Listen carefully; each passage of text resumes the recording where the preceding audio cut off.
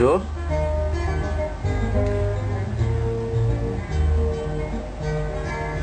Comme on s'est promis la dernière fois, aujourd'hui nous allons commencer à vous faire entrer dans notre laboratoire de recherche. Et je vous présente d'abord, écoutez ce morceau d'Abou Chiab.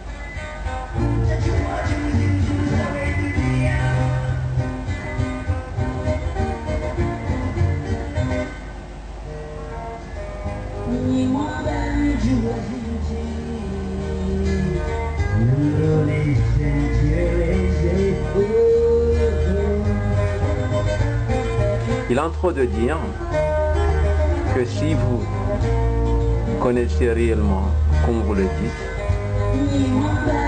montrez-nous sans nous expliquer.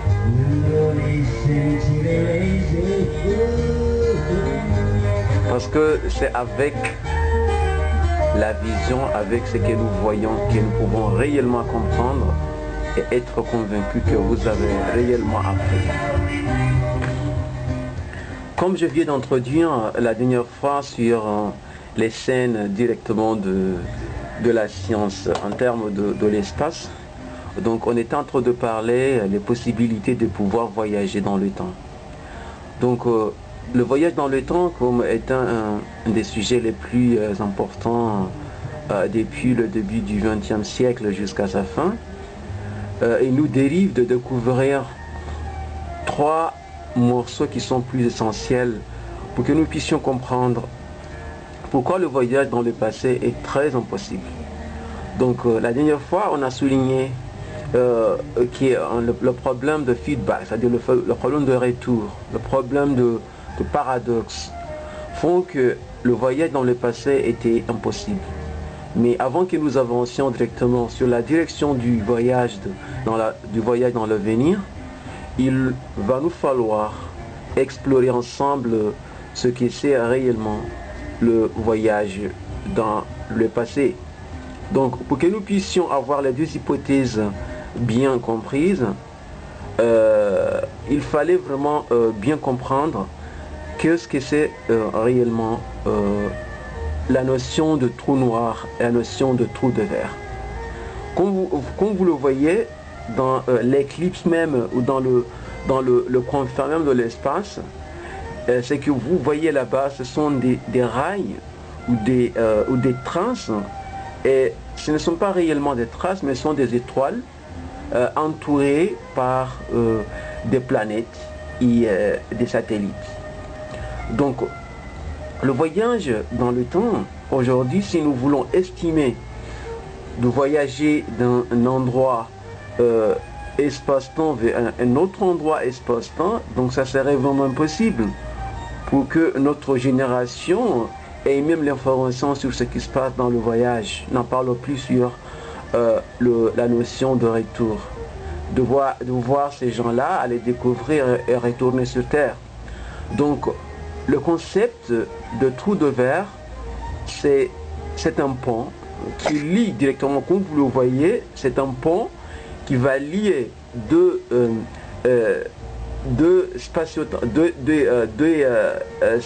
espaces-temps différents. Par exemple, j'ai un espace-temps A et j'ai un espace-temps B, comme vous le voyez dans le site, les informations qui sont valables, qui sont directement disponibles là-bas. Vous pouvez vraiment avoir la conception de base sur la notion de la physique qui n'est pas de notre recherche. Donc, je vais essayer de vous montrer, comme vous le voyez ici, il y a un engin maintenant qui va voyager directement pour qu'il puisse découvrir un trou de verre. Donc, un trou de verre, c'est un endroit où on transite d'un espace-temps A vers un espace-temps B. Donc, supposons un engin a directement voyagé, et en voyageant directement, il quitte l'espace A, l'espace-temps A, et atterrisse directement à l'espace-temps B. Donc c'est ça ce qu'on appelle un trou de verre. Donc un trou de verre peut être considéré comme un raccourci qui lie deux différents trous noirs. Par exemple, j'ai un trou noir qui est là et un trou noir qui est là. Donc, la liaison entre les deux trous noirs qui sont dans des espaces-temps différents est appelée le trou de verre. Donc là maintenant, on peut vraiment essayer de se moquer un peu. Si maintenant, par exemple, on a dit qu'on peut voyager dans le passé, et comme nous le savons directement déjà, que l'homme a vécu après l'apparition des dinosaures. Donc les dinosaures vivaient avant nous. Donc si il était possible de nous de voyager dans le passé, on allait trouver que ce qui allait nous accueillir ne sont pas des hommes, mais des dinosaures. Donc là, je vais maintenant vous montrer le paradoxe que Stephen Hawking a voulu vraiment parler. Donc il a fait son invitation, il a appelé directement les gens de venir à 5 heures et l'invitation et la cérémonie va se dérouler à 4 heures. Donc en les invitant, les gens les plus intelligentes, les gens les plus intelligents, désolé, donc ils vont dire, moi je vais voyager et je vais découvrir directement que je peux voyager dans le passé pour que je puisse participer vraiment à la cérémonie, c'est-à-dire à l'invitation. Donc, mais par là, il va se rendre compte que directement, il n'y avait pas vraiment de cérémonie parce qu'il n'y avait personne qui a été invité préalablement. Donc il y a notion de cause à effet ici. Donc il y a un autre exemple que nous avons parlé ensemble, c'est l'exemple directement de la science-fiction. Parce que vous savez, la science-fiction c'est une partie de la science. C'est pas au sens que les scientifiques adhèrent et croient surtout à la science-fiction.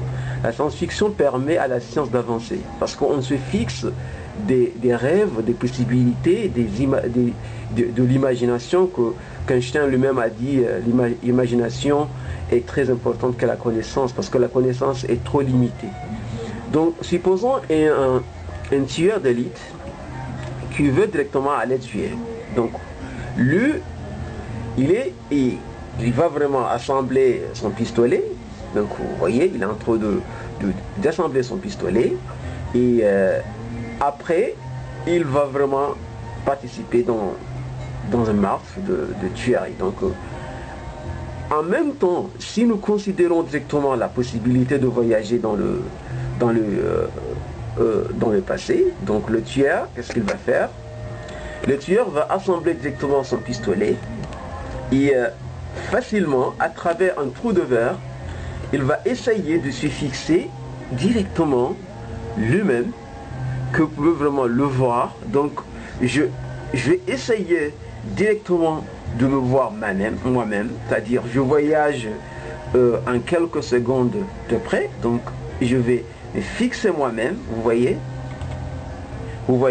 je vais me fixer moi-même directement et me tuer moi-même. Donc pourquoi ça c'est possible? Parce que c'est l'hypothèse que nous sommes en train de vous faire comprendre. C'est-à-dire, moi-même, je suis là et je suis en train de me voir en train d'assembler parce que je n'ai pas encore fini d'assembler le pistolet. Donc, je voyage directement dans le passé avec un pistolet et je me trouve en train d'assembler le pistolet. Donc, l'action qui va se passer, je vais me tuer moi-même. Vous voyez, donc je vais tirer dessus sur moi-même. Donc quand je tire dessus sur moi-même, je vais mourir. Là, c'est la question que nous avons parlé. La question qui se pose là-bas. Qui a tué? Une deuxième question, qui a été tué? Donc c'est une notion qui est un peu complexe, qui est bizarre, qui est nommée en science, en physique, on l'appelle le paradoxe. Donc c'est une deuxième conséquence qui dit que la notion de cause à effet est une notion de base et fondamentale en sciences physiques. Donc en deuxième dans l'acoustique, je vais essayer vraiment de vous montrer l'exemple sur la notion de retour que nous avons un peu parlé.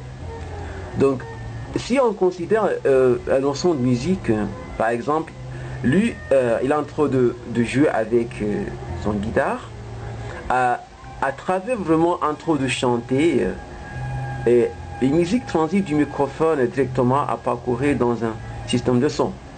Donc, ce qui se passe là-bas, c'est qu'il y a vraiment des limites que la technologie ou la physique acoustique a eu à dire qu'il y a un TTL, c'est-à-dire time to live, c'est-à-dire le temps de vie, quoi.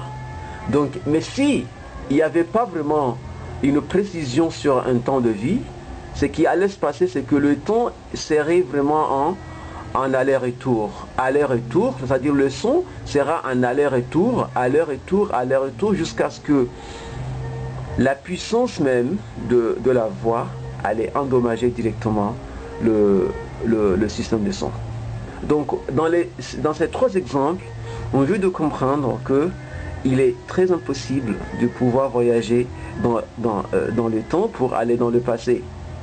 Premièrement, parce qu'il y a une notion de retour et que ce retour va perturber l'émetteur et même ça peut perturber le récepteur, parce que si le son, par exemple, vous appelez quelqu'un, des fois vous entendez du brouillage, vous entendez vraiment des échos, tout ça, c'est parce que le son, quand vous parlez, il y a un problème de réglage de l'amplificateur télécom. Donc le son qui vous vient n'est pas seulement le son de votre destinataire, de la personne que vous appelez, mais il y a une partie de votre parole qui est de retour. Donc vous entendez vous-même en train de parler comme de l'écho.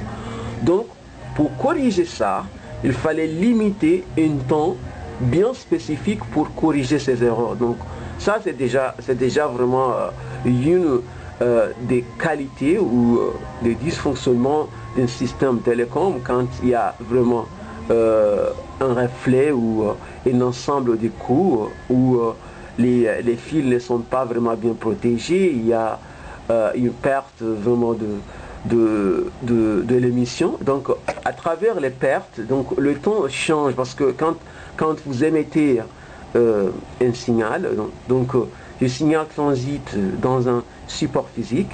Donc le support physique a des caractéristiques. Donc c'est pas au sens de support, mais l'environnement même que le support se trouve. Donc nous aurons le temps encore de découvrir dans la partie télécom mobile, télécom classique, les différentes fonctionnalités en pratique même. On ne va pas vraiment parler, mais on va vous montrer, comme Abouchi avant de le dire, montrez-nous sans nous dire. C'est-à-dire la science d'aujourd'hui, sur la direction que Celiani.com amène ses articles et ses publications, c'est dans un sens bien beaucoup plus pratique. Donc, comme nous avons déjà compris que pour voyager d'un endroit à un autre, il faut vraiment un raccourci. On l'a déjà vu. Un raccourci en physique est appelé wormhole en anglais et en français est appelé trou de verre. Trou de verre, c'est un raccourci où c'est un pont qui lie deux espaces différents, d'espaces-temps différents. Donc, pour que nous puissions voyager, donc on utilise un raccourci. Et quand on considère qu'il est possible de voyager dans le passé, donc on vient de le voir, il y a des conséquences qui sont beaucoup plus physiques, mais beaucoup plus ordinaires et de la vie, c'est-à-dire quand vous voyagez vers le passé, il y aura un système il y aura un fait-retour. Donc, et ce fait-retour-là, qui est déjà là, qu'on pouvait vraiment le voir dans les télécoms, dans la communication, dans l'acoustique, dans l'ondulation, dans les signaux. Donc il y aura vraiment un ensemble de problèmes. Donc, et même en physique, donc si on essaie d'analyser directement le fait que je tue moi-même, c'est-à-dire je me tue moi-même en dépassant le présent vers un passé dans quelques millisecondes, ce qui fait que mon présent n'est pas valide. Donc cette notion de retour, d'aller dans le passé et corriger un fait du présent est appelée paradoxe, qui montre que ce n'est pas possible. Donc là maintenant, nous allons essayer de vous montrer comment est-ce que maintenant il est possible de voyager dans le futur. C'est ça ce qui est vraiment fondamental et ce qui est vraiment important de pouvoir vraiment découvrir ensemble. Merci.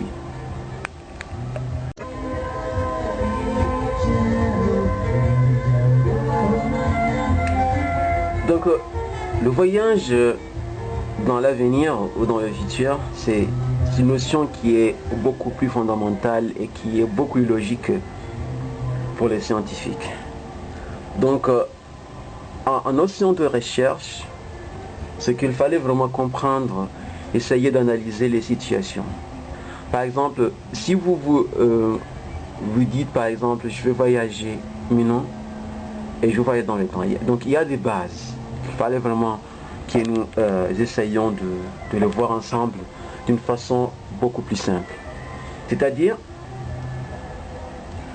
la physique, surtout la relativité générale, qui dérive de la relativité restreinte d'Albert Einstein, a deux notions. Ce qu'on appelle la notion de compression de longueur et la notion de dilatation du temps. Donc, ces deux notions font que quand deux personnages, même deux jumeaux, sont nés au même endroit, mais ils évoluent et progressent dans deux endroits de spatio-temporels différents, ces deux personnes-là n'évoluent pas de la même façon ou de la même manière.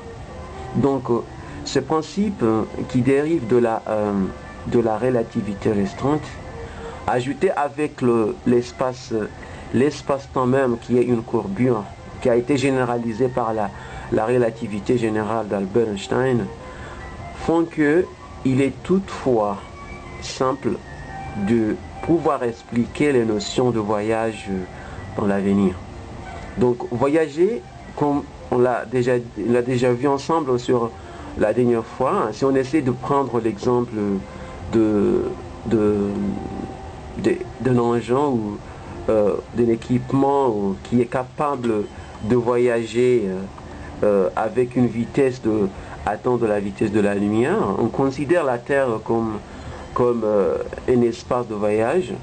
Si les personnes ont un engin qui atteint la vitesse de leur voiture ou de coffre spécial atteint la vitesse de la lumière ou à 99,9% de leur vitesse, de la célérité, ces gens-là, en passant directement une semaine en train de circuler autour de la Terre, donc ils allaient se rendre compte sur Terre et trouver que les gens sur la Terre ont disparu, ou même ils ont eu directement à disparaître parce que une semaine avec une voiture qui voyage avec une vitesse qui est trop proche de la vitesse de la lumière, 6 jours allaient être comptés en équivalence de 100 ans sur Terre.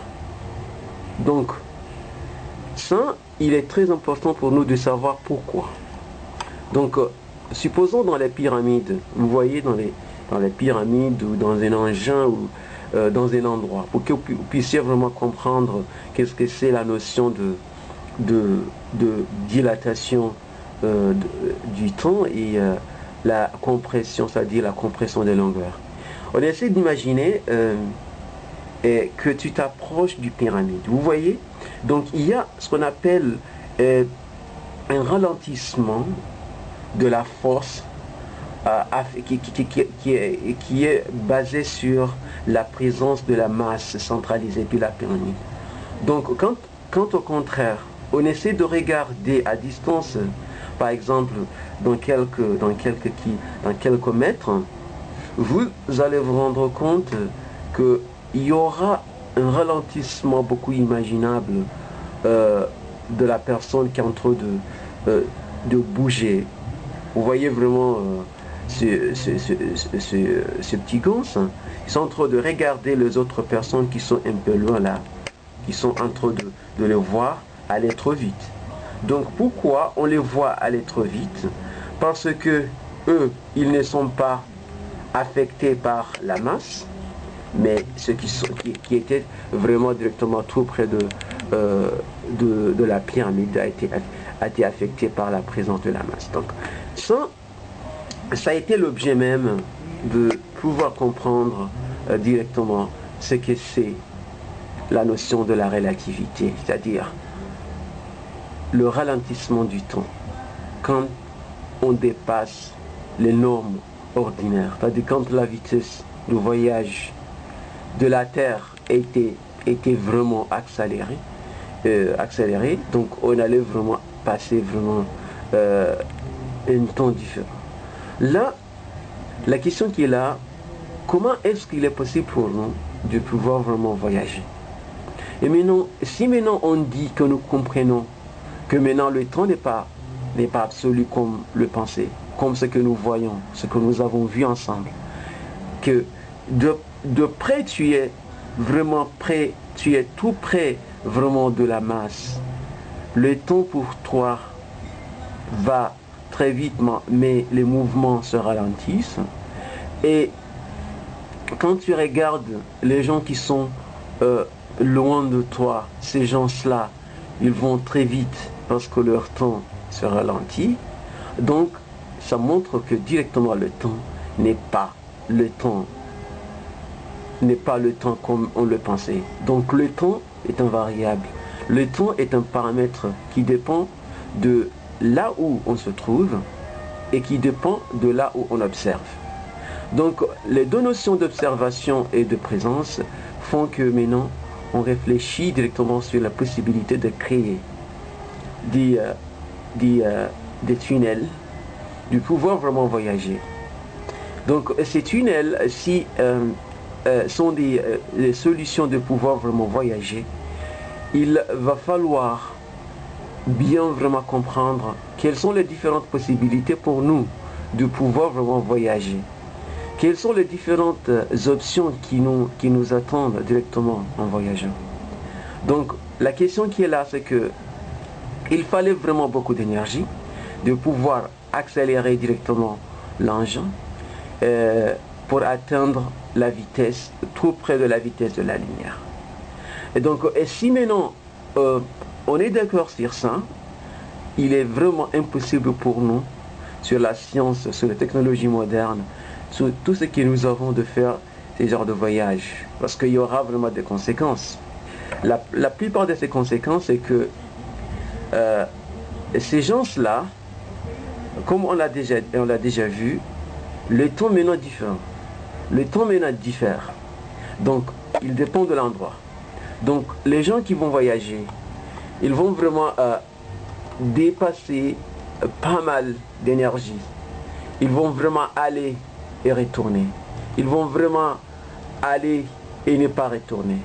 Mais les conséquences qui sont là, c'est que ces gens-là, quand ils sont de retour, ils verront que les gens qui étaient sur Terre ont disparu. Les gens qui ont été sur Terre ont disparu. Il y aura d'autres générations, il y aura d'autres personnes, il y aura d'autres peuples qui vont les accueillir. Donc, ces